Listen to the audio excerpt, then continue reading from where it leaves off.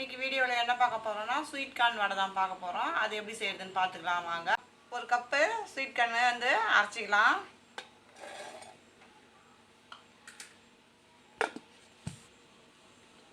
இப்போ ஸ்வீட் கார்னை அரைச்சாச்சு.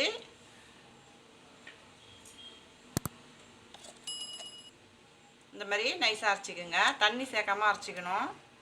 இப்போ இது ஒரு கிண்ணத்துக்கு மாற்றிக்கலாம். அரை கப்பு கடலை மாவு சேர்த்துக்கலாம்.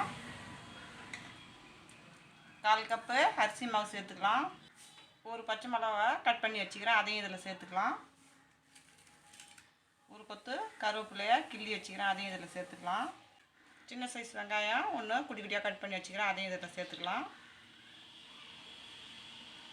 1/2 ஸ்பூன் தனி மிளகாத்தூள் சேர்த்துக்கலாம். 1/2 ஸ்பூன் உப்பு சேர்த்துக்கலாம். இதை நல்லா பிசைஞ்சிக்கலாம். தண்ணி ஊற்றாதான் நம்ம ஸ்வீட் கார்னை அரைக்கணும். இப்போ இதை நல்லா மிக்ஸ் பண்ணியாச்சு. இப்போ போய் நம்ம வடையை சுட்டுடலாம். எண்ணெய் நல்லா காஞ்சிச்சு, நம்ம வடையை தட்டி போட்டுக்கலாம்.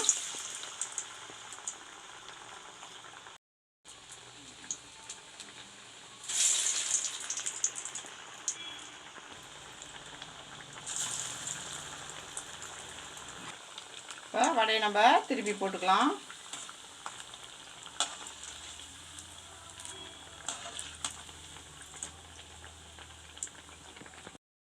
இப்போ வடை நல்லா வெந்துருச்சு, இதை பிளேட்டுக்கு மாற்றிக்கலாம்.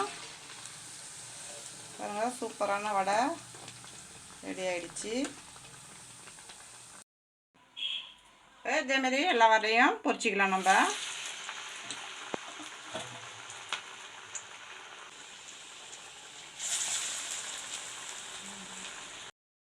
திருப்பி போட்டுக்கலாம்.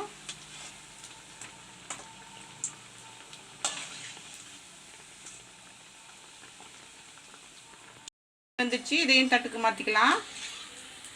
ஸ்வீட் கார்ன் வடை சூப்பராக ரெடி ஆகிடுச்சு. இந்த வீடியோ பிடிச்சிருந்தா லைக் பண்ணுங்கள், ஷேர் பண்ணுங்கள், கமெண்ட் பண்ணுங்கள். மறக்காம நம்ம சேனலை சப்ஸ்கிரைப் பண்ணிவிட்டு பக்கத்தில் இருக்கிற பெல் ஐக்கான் கிளிக் பண்ணி ஆல்னு கொடுத்துருங்க. தேங்க்ஸ் ஃபார் வாட்சிங்.